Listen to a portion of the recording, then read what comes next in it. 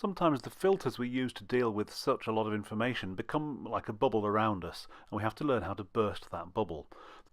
So first of all, we need to map the bubble. So on a big piece of paper, draw a big circle, and right in the middle of it, what are your trusted sources of information? So where do you regularly go to for information about the world and your project? These are trusted sources you use all the time.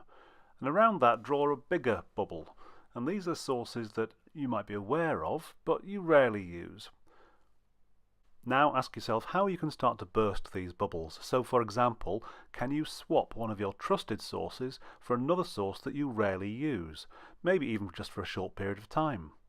And find out who can give you advice on sources that are outside your bubble.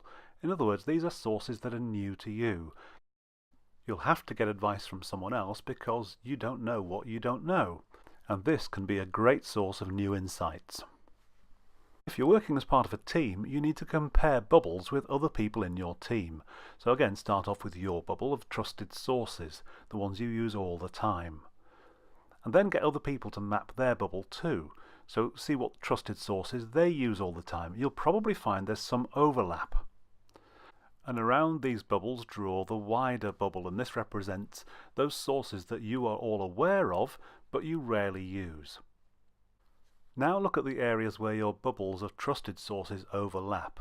You need to be careful about over-reliance on the same trusted sources within the team. So how can members of the team swap some of your trusted sources for some sources that you don't use as often?